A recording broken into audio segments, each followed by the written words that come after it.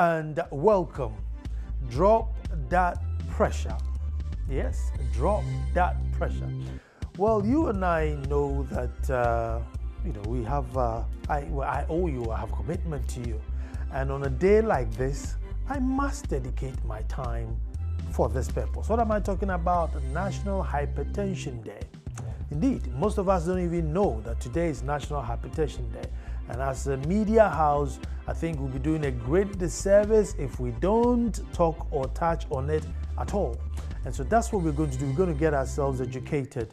But frighteningly, this is being like the #1 killer. And almost every other person has got something wrong with their blood pressure or not. What is causing it? Can it be stopped? Can it be regulated? Can it be managed? How is it done? I have in the studio somebody who knows the ins and outs of the disease, and indeed he's out there looking after you and I. And after this, he's going to join the conversation and educate us. Don't move. My name is Nana Nsakwao, Ekomu Adumasahene, and also your host. Don't move.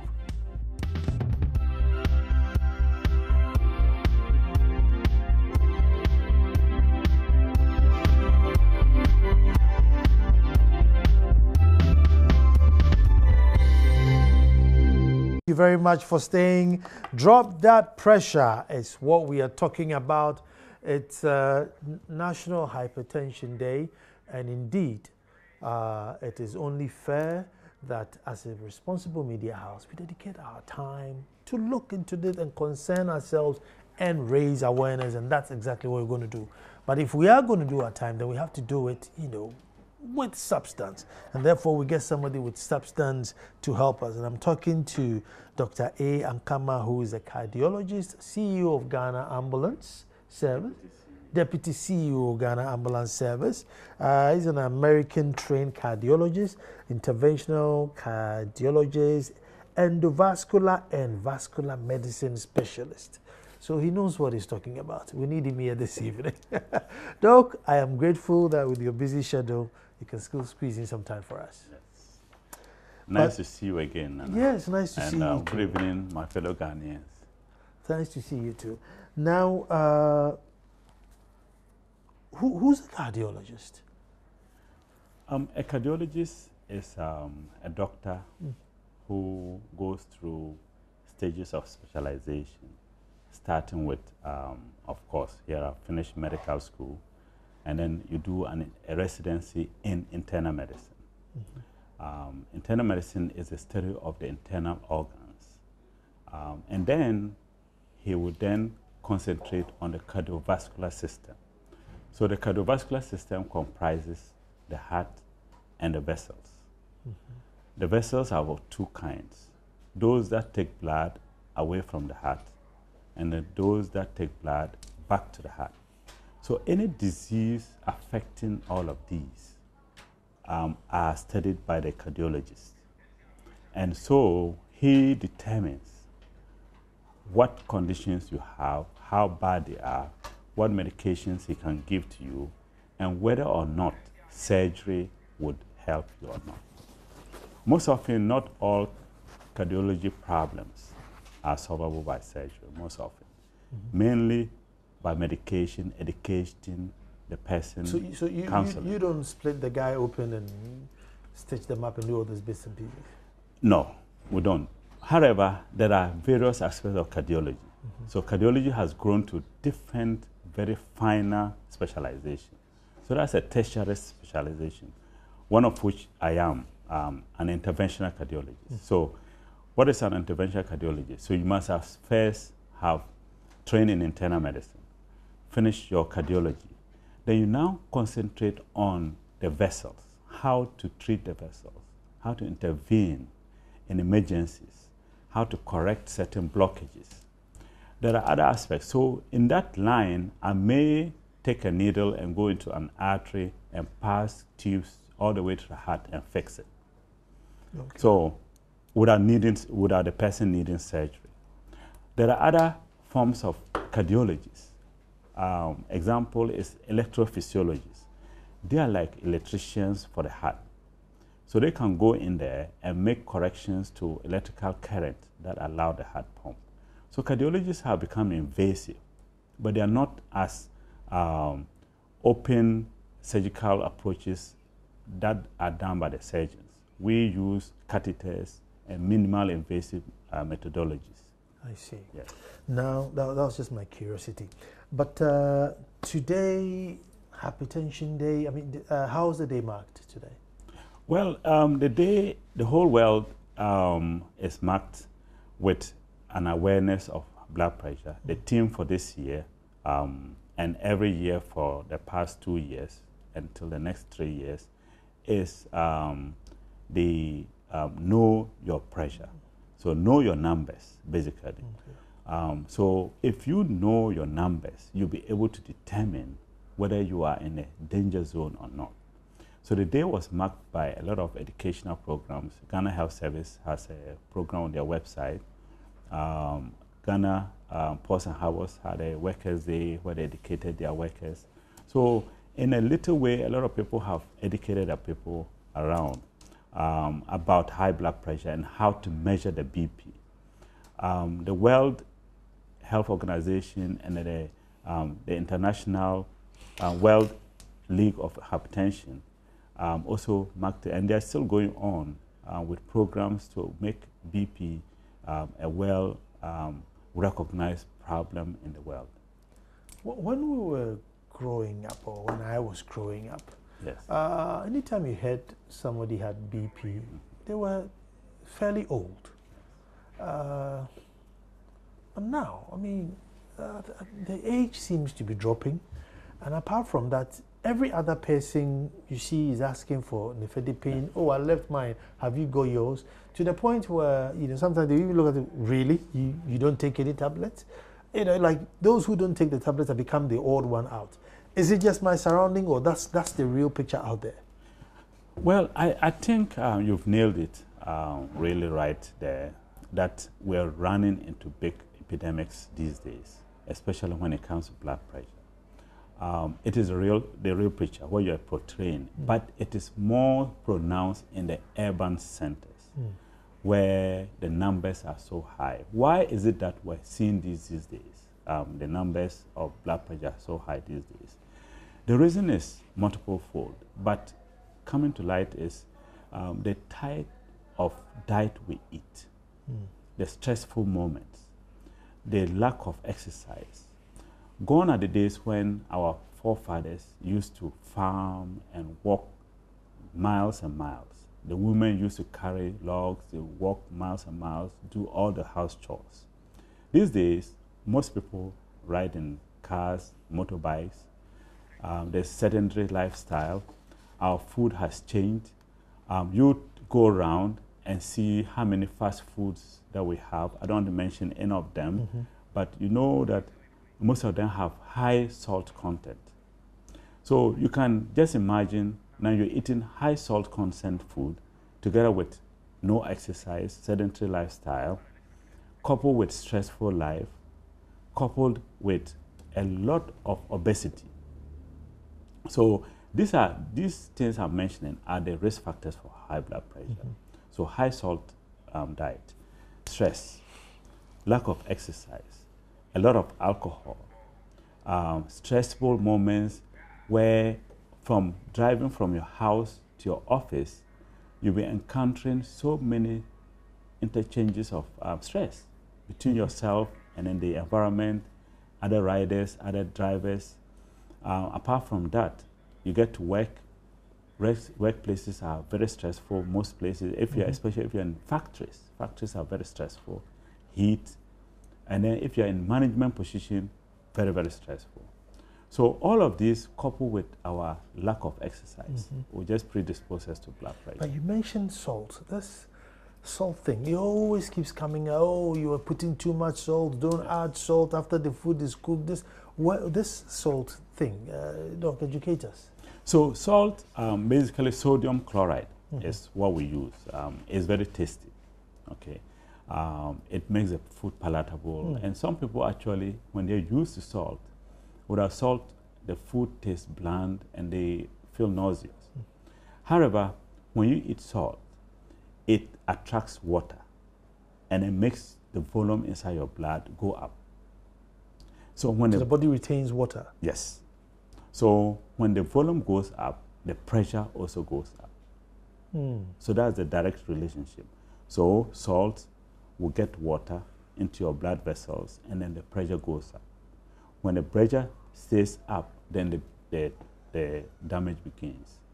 So to curtail this from going on, you either have to cut back the salt or you take medications that will make you reduce the salt from your system. Are there medications to reduce salt? Yes. So mainly for people who have hypertension. Okay. Not any ordinary person without hypertension. But, do we need salt? Yes and no. Yes and no. We need salt in very low quantities. But however, man being who we are, likes to have a little bit of comfort, a little bit of taste. Our tongue buds are very savvy in the way we choose things. And one of the things that we like is salt and sugar because it tastes good. So if you have a situation where you do not eat salt alone, you're not going to die because the water we drink, okay, some of the food stuff we eat, the natural food stuff has some minor amounts of sodium in it. Okay. So you get the amount you need to get by. You don't need a whole lot to survive. And indeed, I have quite about 10 patients who do not add salt at all to their food. Just natural cooking, they've gotten used to it. They add things that make the food a little bit tasty. Maybe you can use carrot, add a little bit mango to your food. The taste changes. And then they can eat the food. Onions? Onions, yes. So when you do that, you do not add the salt. You get used to eating low salt diet, and they're fine. And you don't see them dying. And so that means that they get used to the taste. No? They're used to the taste. They're used to the taste, basically. But what's the recommended? This is 3 grams. So like 2 grams. 2 grams. 2 grams a day. A day. So that's like half a teaspoon. Half a teaspoon, just a little bit to just taste. So what we say is that if your mom or your wife is not somebody who is avid salt user, just a little bit in the soup to taste without you adding more. So you go to a bar and then or a restaurant and people just shake the salt. And a lot of places, they're no more putting salt on the table. You have to look for the salt. They're curtailing it. So in the Western world, they're stopping people from putting salt on the table. And that's what we should be doing in Ghana. So the restaurants should be educated that you should be able to go to a restaurant and say, I want low salt light soup. You should be able to order low salt light soup. Or the restaurant can say, this is heart healthy diet, and I'm going to serve too much salt in the food. And in that way, we help a lot of people. So 2 grams, very small amount of salt. 2 grams is a serving. No? Well, for most people, that's for a serving is 2 grams. Yes, but if you look at it, you don't need more than that per day. Unless there are very few conditions where people actually encourage people to take low salt. People who have low blood pressure and they are symptomatic. There are patients who actually, we give them medications to retain the salt. There are very few, very, very few. But outside that, everybody should be reducing the amount of salt we eat. I see. And oils? Oil. So let me just talk a little bit about diet since we're on diet. Okay. So diet, there are certain components that we have to be aware of. So the first one is the salt. How much salt you eat. How much sugar you eat. I guess the most useless thing we eat in this world is sugar. Yes, yes. And it's too much. It's too much. And unfortunately, there are a lot of sugary products in Ghana who do not declare how much sugar there is in the drink. And then also oily food, fried food. So the oil is so recycled that it's burnt and it contains toxins. Wow. So the toxins invariably will harm your arteries and may cause cancer. So if they recycle that oil, so a woman uses oil to fry yam for 1 month, that oil is burned down and it contains toxins. It's been heated over and over again. That is no more useful to the body, but rather becomes a toxin to the body. So you have to be very, very careful with that. I'm going to take a break here, and then when I come back, I want to find out what the side effect of nifedipine is, because I know many men stay away from it because they know, look, if I take this thing, I'm going to get impotent. Yes. Are there any herbal substitute to this? Don't move.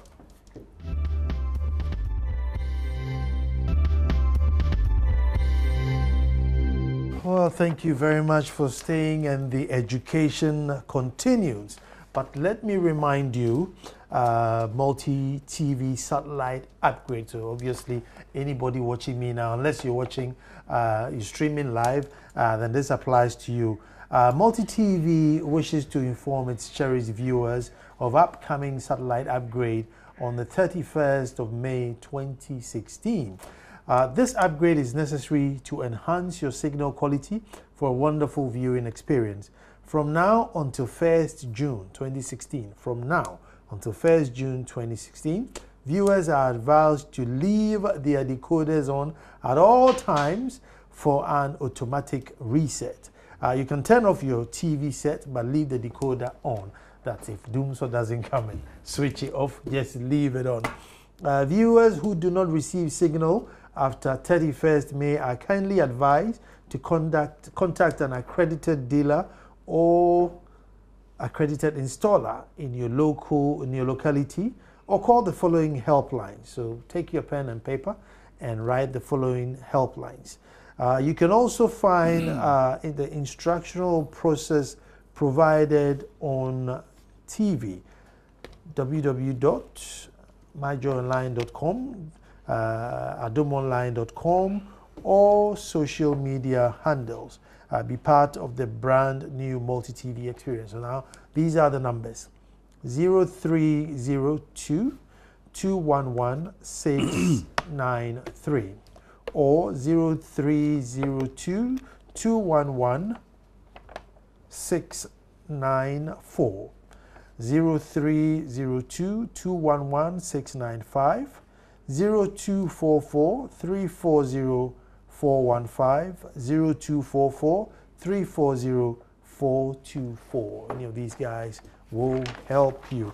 I'm here talking to my friend, Dr. Ankama, is a cardiologist, and he's very passionate about us looking after our hearts. And just before the break, Doc, I was talking about the issue of nifedipine. I know most men just go off nifedipine because they're scared that it will make them impotent. And so they rather say, look, I'd rather protect my little man than my heart. Right. So, I mean, number one, is it true nifedipine will make you impotent? So let me just digress a little bit. Okay. To who can understand this. This is very important. Sure. If a man has erectile dysfunction, it portends to bad outcome. What does that mean? If a man cannot erect well, his livelihood to live, the potential to live longer is reduced. So it's an independent risk factor, impotence. Impotence has multiple causes. One of them is high blood pressure by itself. The other one is high blood pressure itself. Yes, can cause impotence. The other one, blockages in the arteries, cholesterol building up. Sorry to interrupt, but I mean, if it's high blood pressure, it should pump the little man out stronger, rather. One would have thought so. However, it damages the mechanism. Oh. So high blood pressure damages the mechanism by which erection takes place.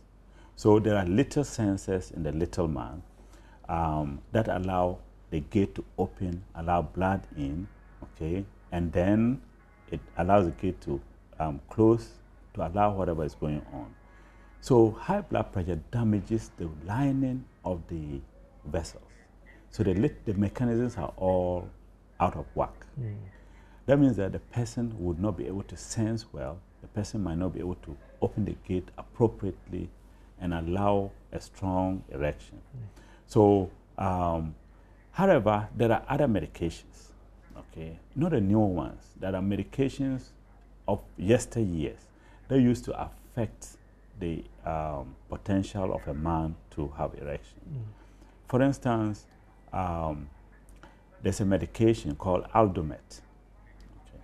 Aldomet is a very good hypertension, very old, older than me. However, if you give it to a man, can lead to some erectile dysfunction. The newer medications have little effect, and actually, even the modern ones actually enhance erection. But most people don't know it, that the fact that they are having problem with their little man is not really the blood pressure medication. It is the multiple problems. They are stressed, they are not resting, they're obese, they're drinking alcohol, okay? And then, to make matters worse, their blood pressure is too high. They may have diabetes. All of these affect erection. Okay. So but the quickest thing is to blame the blood pressure medicine. So if you're a man whose blood pressure is low, it will be better, if BP is high and you have erectile problem, it's better to announce it to your doctor. Announce it to your doctor so that they can take care of it and find out what is going on, rather than unilaterally stopping the medication. It's more dangerous to stop the medicine than to talk to your doctor to get aided with other medications. For instance, there are medications that can aid the little man. Sildenafil, tadalafil. These are medications that can aid the process. And you can take it in conjunction with your blood pressure. Exactly. Because normally medicines that aid the little man tend to boost your blood pressure up. Not necessarily.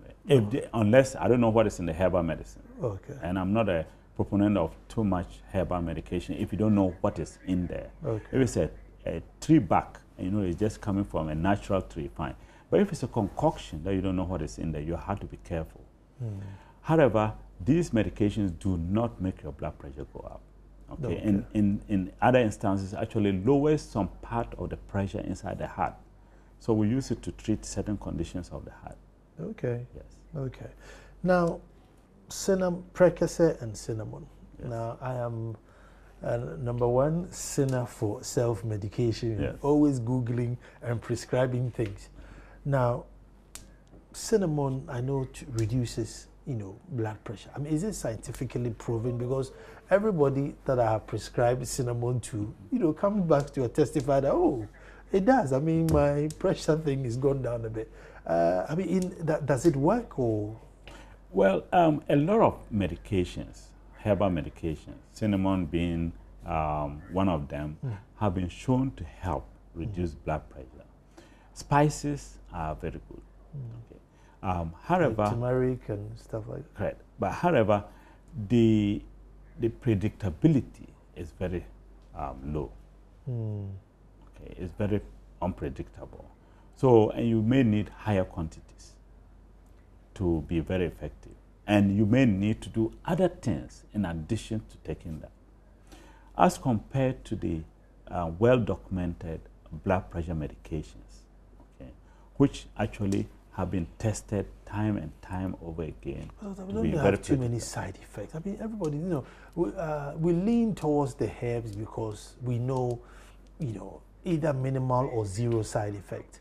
These tried and tested fancy box, pills always, damage something, they heal something and then damage the other.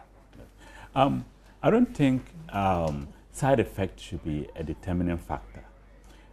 It is, you have to weigh the benefits and the bad effects of taking a BP medication or any herbal medication. The herbal medication, the fact that you're taking herbal medication doesn't mean that it hasn't got side effects. It's not been documented, doesn't mean that it hasn't got side effects. Now, if you're to take it for a longer period and somebody follows you scientifically, they'll prove that there is some side effect. So naturally, we being Africans, we tend to go with our herbal preparations. But when you take an orthodox medication or a well-documented medication, for instance, you mentioned nifedipine or amlodipine, amlodipine is actually the commonest medication we use here. for BP, they have documented the side effects. So I, as a doctor or a cardiologist, will have to educate you. And I'll tell you, these are the side effects. And we're weighing the benefits against those minor effects. If you notice any of them, let's correct them. So if you are warned, it's better that way. However, if the doctor doesn't tell you, then it becomes a problem. So I think taking herbal medicine is fine, but you need to know what it is. But the fact that they haven't documented it, our forefathers never documented side effects. So we don't know. Doesn't mean that it hasn't got side effects. You understand? So cinnamon is good.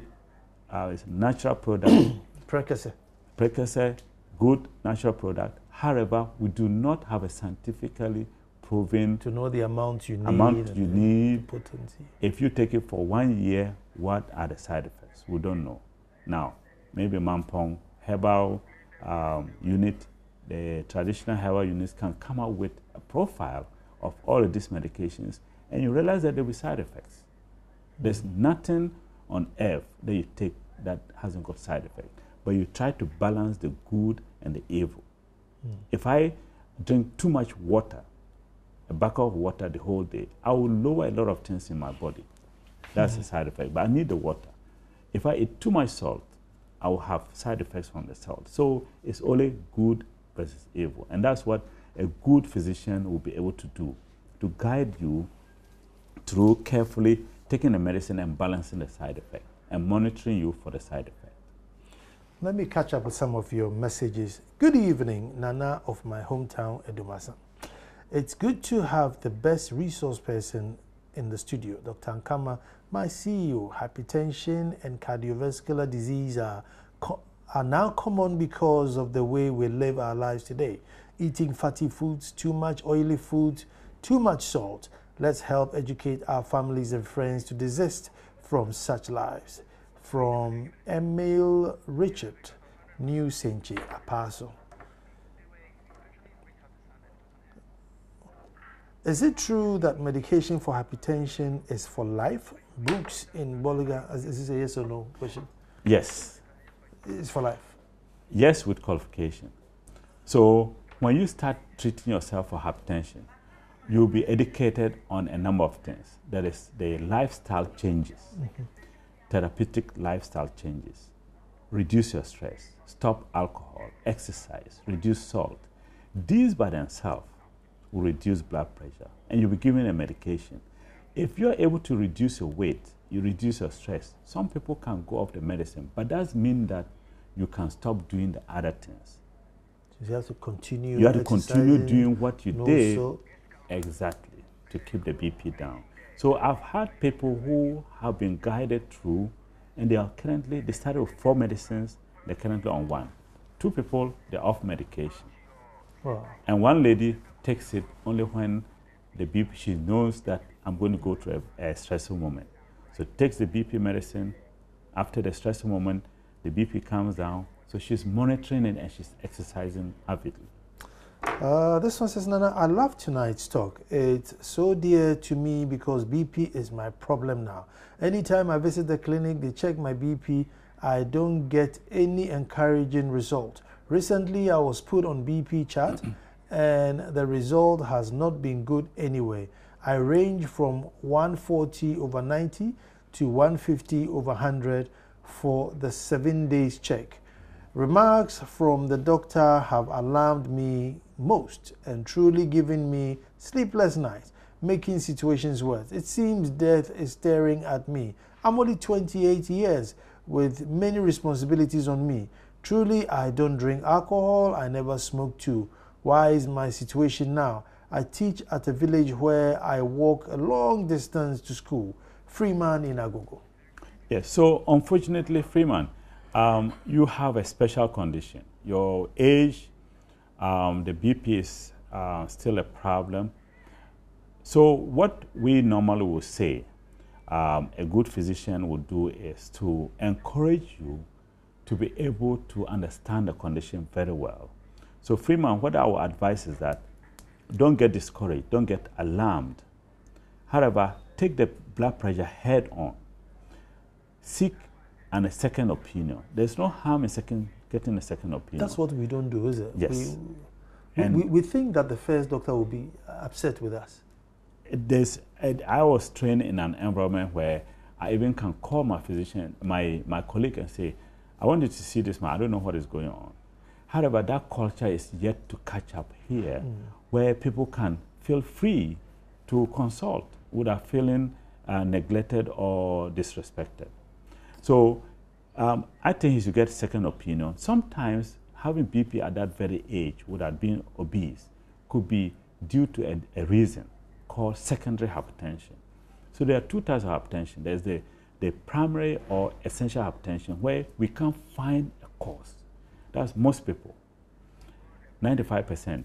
Maybe 5% there is a reason.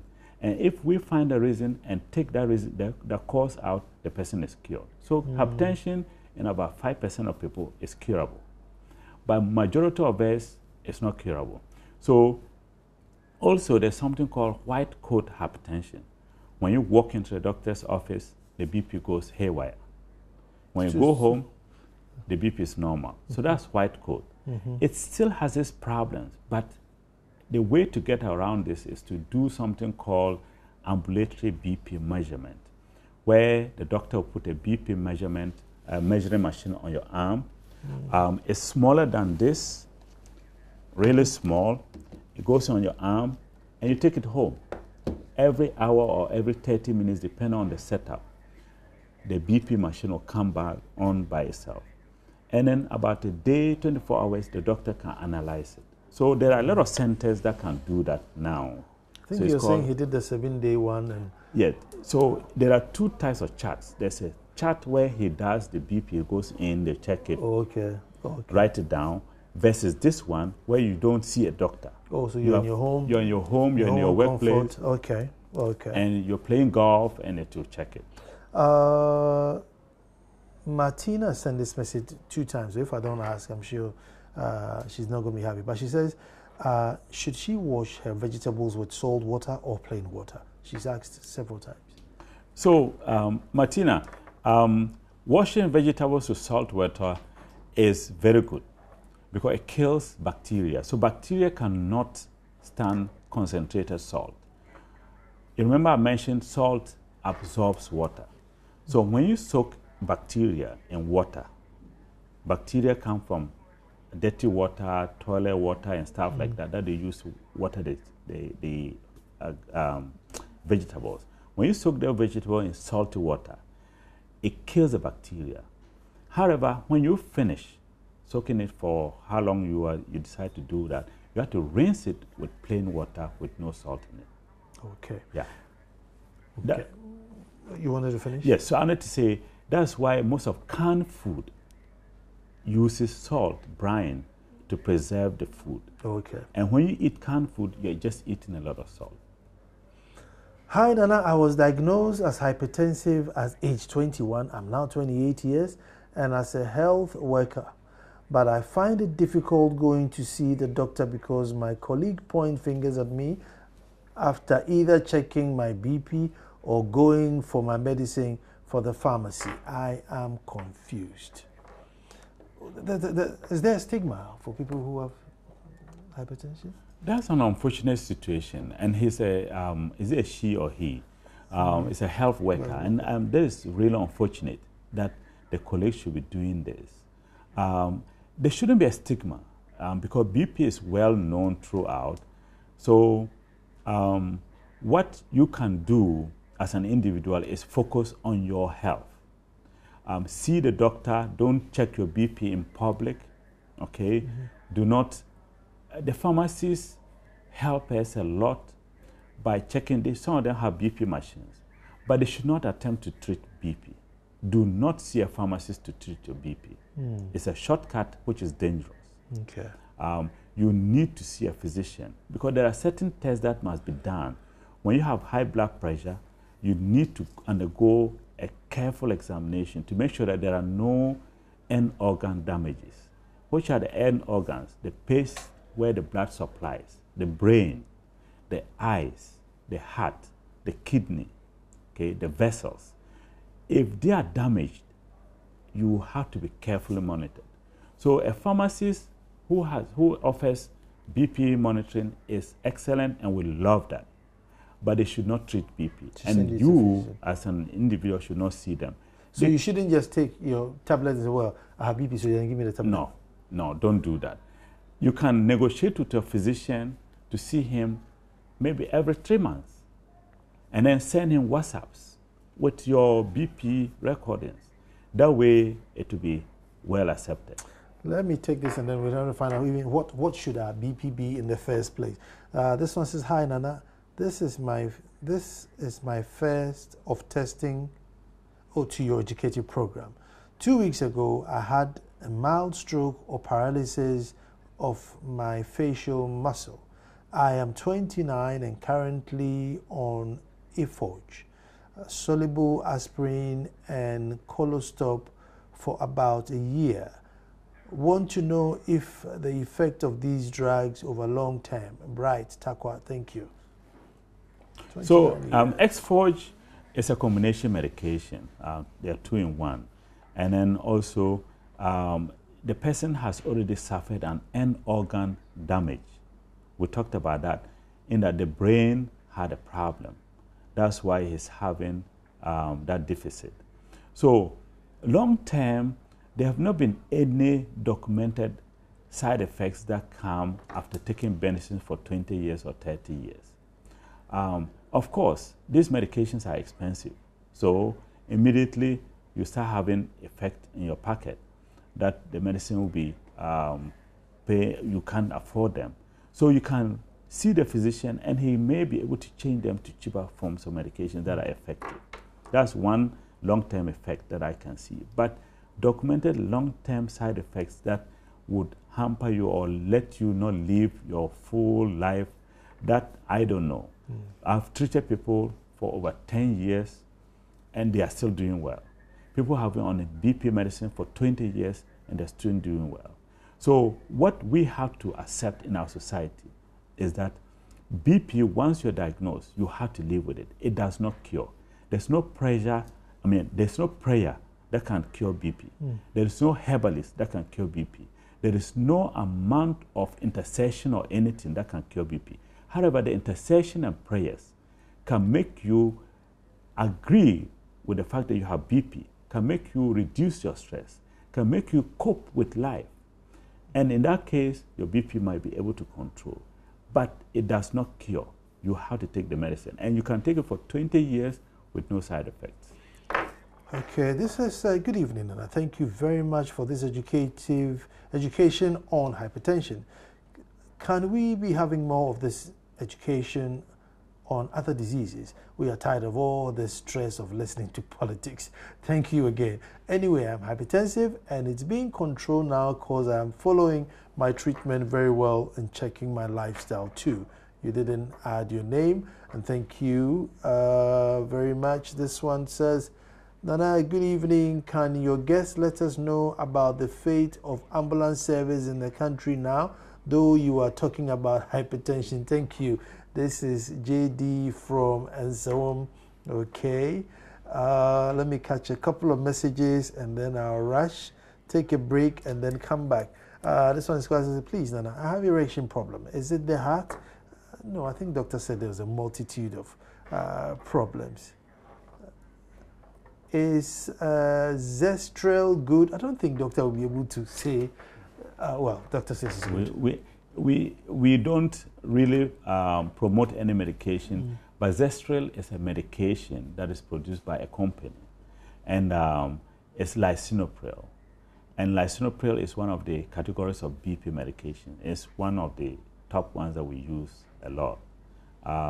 So there are various aspects of BP medication that we use. One is to reduce the salt, and they are called diuretics. The commonest one is Bendro. When you hear Bendro, it reduces salt. And then hydrochlorothiazide reduces salt. Lasix reduces salt from your system and takes water out. Then you have vasodilators. So these work by opening up the arteries so that the pressure will drop. So one of them is the lisinopril, and then the proprietary name is the Zestrel. So if you're on that one and it's working for you, I'll say kudos. Continue. Just make sure that you do the other things. you reduce your weight, reduce your stress. Do not engage in multiple things at the same time. When I came back to this country, the first thing that struck me was that we're competing with ourselves, with our neighbors. We want to build a house, 3 houses at the same time. At the same time, we open 3 pharmacy shops. And you have children in school. So you have too much stress at the same time. Do not build a house that you cannot really take care of. So cut your coat according to your size. And that is what I have not seen a lot of Ghanaians do. We want to build a 5-bed mansion when the rest we should be building a 2-bedroom mansion. And we'll have finished it in no time. And then the stress will be gone. We are piling on too much for ourselves. Exactly. And that is the stressful time. And in that case, you do not sleep well. So lack of sleep is one of the predisposing factors for hypertension. Let me take a break, but before I go, Safo Kantanka in Kasua says, all along you've been discussing high blood pressure, but I understand there's low blood pressure also exists. Can the doctor educate us on low blood pressure? So right after the break, I'm sure doctor will discuss that. Nana, please read my post. I want to know something about BP, please. I have someone who has HPT patient with 270 stroke 170. What do I need to do with it? But we give her all the medication. What was your previous message? Doctor, please, can I know how many of hypertension do we have? I didn't get you well, but basically, you know, it says, I know someone with a BP of 250/170. Please, what do I do to help her? Okay, I'm going to take a break, and then when I come back, doctor will tell us what the BP should be anyway and how we can reduce 270/170 is quite high. Coming back. Well, thank you very much for staying, but I tell you what, this is one show that I think we need another hour, judging from the messages that are coming in. Doc, briefly before we go into, you know, even knowing, one lady says, Doc, can high blood pressure make me barren? One says, can too much sex give me blood pressure? And they want to know about low pressure. Okay. So this one, we need to sum it all up so that we can now find out what at all our blood pressure should even be. Right. So as we grow, our blood pressure begins to go up. Grows with us. Grows with us. So to the extent where previously BP, high blood pressure, was categorized as 160/100. But right now we know that that is true, but we don't want it to be high. So a normal BP, ideal, should be less than 120. There are always 2 numbers. There's a top number and a bottom number. The top number should be ideally below 120 and the bottom number below 80. The normal BP, if you're between 120 and 129, and the top number is 80 and 89, that is really, really good. Okay? All right. So whilst we're at it, now, for the public, what I want you to know is that any number that is more than 140/90, anytime you check your BP and it's more than 140/90, that is too high. 140/90, that's too high. If your number is between 130 and 139, you're borderline. You're not high, neither are you low. Okay, so normal BP between 120, 129. Okay, now because I'll be keeping quiet for a few minutes, let me bombard you with all the questions so that as you are explaining, I'll be checking mine. So number one was, they want to know about low blood pressure. Yes. One wants to know if too much sex can give him BP. One wants to know if BP can cause barrenness. Please ask doctor for me, can I take benzyl to control salt? So benzyl to control salt. Benzo or benzyl? Benzyl, Okay. Benzel.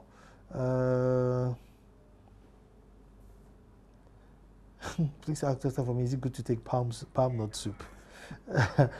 Please, my BP is 128/69.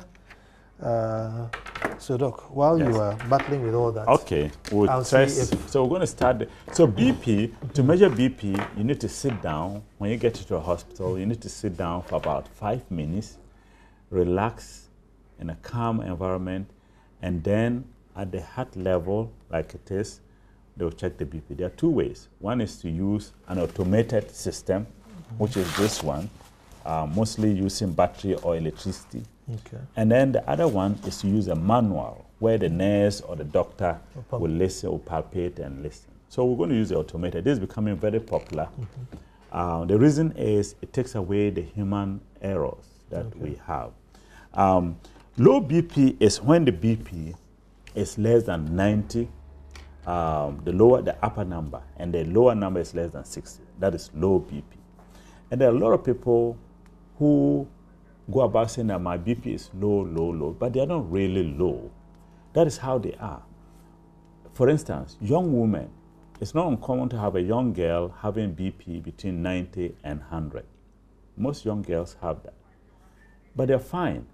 But to be low means that you are symptomatic, you're having dizziness, you're tired with that low BP. So those people are very few. To have low BP that need treatment is very few. And those people, literally, we give them salt to get the BP up. Now, the next category is people who, because of one reason or another, they drop their BP. For instance, if you have diarrhea from cholera or another reason, you can drop your diarrhea, you vomit. You can drop your BP. If you vomit, you drop your BP. If you're dehydrated, you drop your BP.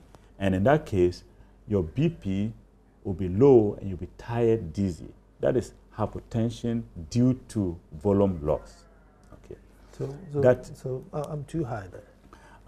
Well, you are talking on the TV, you're on camera, okay, we're discussing something. It's not the appropriate time to decide.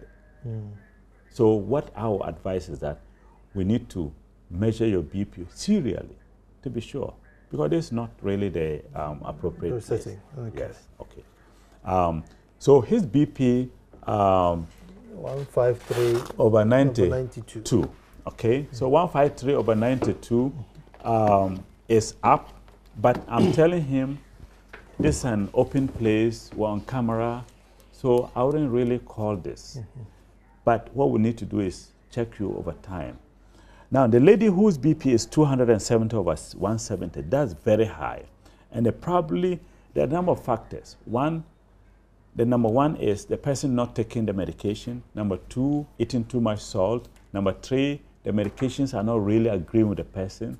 Or there is a reason why the BP is high. So that person needs to see a specialist who is good in hypertension. Who are the people who are good in hypertension management? Ideally, every Ghanaian doctor should be able to manage BP, just like malaria. However, when it comes to a higher level, you need to consult a cardiologist, you need to consult a kidney doctor, and sometimes the brain doctors can also manage BP because they... Can it cause barrenness? No. It can't cause barrenness. However, it can cause a situation where the child is lost. If the person is pregnant and the BP is high, it can affect the circulation that allow blood to go to the baby in the placenta, and the child can get malnourished. But that's rare. But your BP should not cause, high blood pressure should not cause barrenness. The next question is types of BP. We mentioned that there is the secondary one that is due to a reason. For instance, you have a hormone problem where the hormone just secretes too much of its kind. The gland secretes too much of the kind of hormone and makes the BP go up. Aldosterone or adrenaline. Adrenaline is a hormone that makes us very active. One wants to know if too much sex will trigger BP. No. Too much sex should not trigger BP. However, during sexual intercourse, your BP can go up and then come down, which is a normal physiological response. Okay. Now, if you do certain things for sex, that might make your BP stay high. Funny positions, taking medications to enhance your sex, people who engage in cocaine use to enhance the ability to use sex, people who drink a lot of alcohol, these can make your BP go up, but sex itself should not. Okay. So can you inherit it from your family? So BP is a funny condition. It's passed from generation to generation, but we can't pinpoint that you have it. What does that mean? It can run in families. I have a family where everybody is hypertensive now. So it runs in their family. But you can't pinpoint that like sickle cell. Sickle cell, if a woman has sickle cell and a man has sickle cell, their child will have sickle cell. BP is not like that, but it runs in families. So generally, familial tendency, inheritance is there. Why is it not curable? I mean, why once the blood pressure shoots to a certain point, then that's it. It never comes back down, or what's it that doesn't let it go? I mean, so those people who have secondary hypertension, I say 5%, there's a reason those are curable. However, the rest of us, the majority of people, it's not curable. It's controllable to the extent of being normal, but with certain actions on board. So you have to be doing something to keep it really low. Either you've cut back on alcohol completely, you've cut back on salt intake completely, you're exercising, you're relaxing, you're sleeping good 6 to 8 hours per night sleep, resting well, not stressing yourself, and then taking the medications. So if you're doing this, your BP will be normal and it doesn't bother you. But you have to keep on doing it for life, because you're already predisposed to it. You're predisposed to it, you inherited it from your family, or by nature, you just got it. And once it went up, it does not come down by itself. there are certain times where somebody says, I just can't get my BP down. And the doctor says, we are doing everything, we can't get it down. What do you mean you can't get it down? I mean, see a specialist. When it comes to that level, see a specialist. Call a specialist and say, I need to see you. And avail yourself to the counseling of the specialist. Listen to the specialist. Do what they decide, they discuss with you. Most often, there will be an instance of non-compliance, or you're still doing things that you should not be doing whilst battling the BP. Let me see. Nana, your guest keeps saying salt demands water and retains it in the system. Does it mean water therapy is wrong? Should we reduce water intake? Ferguson. No, well, I didn't say you should reduce water intake. There are two different things. Salt intake and water intake are two different things. Water therapy, which most people drink a lot of water to ease themselves, especially these hot seasons, you need to be hydrating at least 2 to 3 liters a day. Yeah. However, if you overdo it, the water can dilute your chemicals in the body, and that's not good. Mm. And a normal person, if you drink, literally, if you drink a bucket of water, you will have to urinate it out because your body will reject it. So it doesn't stay in your system. So water therapy, if you have normal working kidneys, normal working cardiovascular system, you're going to urinate it out. Mm. However, if you have a damaged kidney, you have damaged heart, and you drink too much water, you're ready to retain it. Nana, I want to thank you so much for this life-saving program. I am released a bit tonight. Please, we need more of these programs. The politics is too much. We pray bring more of these programs. Thanks to you and Dr. Ankama. He answered my question 98.5%. Freeman in Agogo. Thank you so much, Freeman. Doctor, indeed, you have been a wonderful, wonderful guest. Thank you. There's been hundreds and hundreds of messages, even I couldn't catch up, who really appreciate you being here in your education. And so, as Oliver Twist, I think my viewers and I will ask for more, and then give it a couple of weeks, a month or so, and then get you back in. We'll look at other dimensions and see, because I know there's a lot. Because you even talk about the balloon to open the valve, we didn't even get there. But folks, time is all up. I want to say thank you for tuning in. Tomorrow we'll be back to do this all over again. Thank you so much. Thank you very much. Please check your BP. Check your BP. Check your BP. And then know your numbers.